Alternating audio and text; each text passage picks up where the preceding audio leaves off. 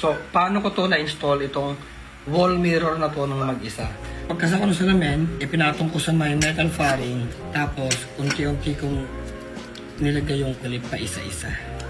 This will clip your mirror into place. It will not go anywhere. Yan na yan.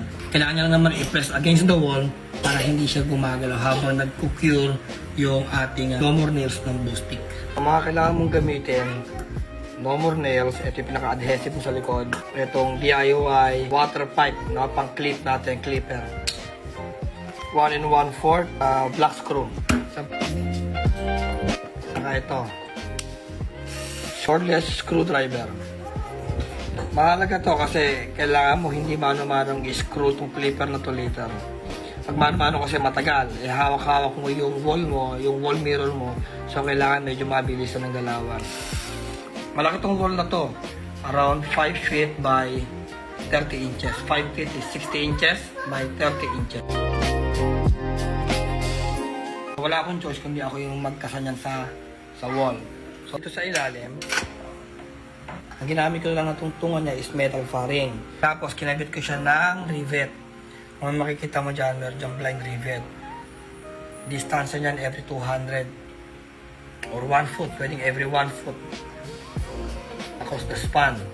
Tapos, nag-invento ako ng clipper, which is ito. Ito wala rito sa online. Ako lang nakaisip. Ito kasi desperado ako nakakaisip ng mga desperadong paraan. No? Itong clipper na to, since wala na ako mabibilhan yung tamang clip, so nag-cut na lang ako ng blue pipe. Ito yung water pipe. Kinat ko mga 2 inches, tapos kinat ko sa kalahati. Nakikita mo yung kalahati yan. Tapos nag-drill ako, torque, kasi in-screw ko ng 1 inches o 1 1/4 inches na black screw. Ito yung itsura niya pagka tinanggal mo. So nag-drill ako ng hole, nilig ako ng torques, tapos yung black screw na 1 1/4. Yung ginamit ko dyan, no more nails ng Bostick. Hindi to promotion, pero ito talaga yung pinaka-akma para dito. Kasi yung ibang brand, yung generic, pwede naman, pero ayaw mong magtiwala sa hindi quality. Ito kasi quality to eh. Kasi wall ito, delikado ito. Especially sa amin, meron kaming bata.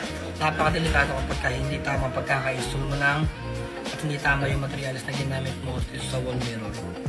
Pagkasa ko ng salamin, lahat ipinatong ko sa may metal fairing. Tapos, unti-unti kong nilagay yung clip pa isa-isa. Para mas mabilis ang pag-screw. Meron ako upcoming na i-install na another wall mirror. Papakita ko yung step by step kung paano. So ngayon, tinanggal ko na yung support dito na metal fairing. Safe na yan. Ito yung tuyo na yan. Hindi ka pa nakafollow, mag-follow ka na from DIY Kit. Ito na nakuntan ko dito. Louder! Like and follow! Okay.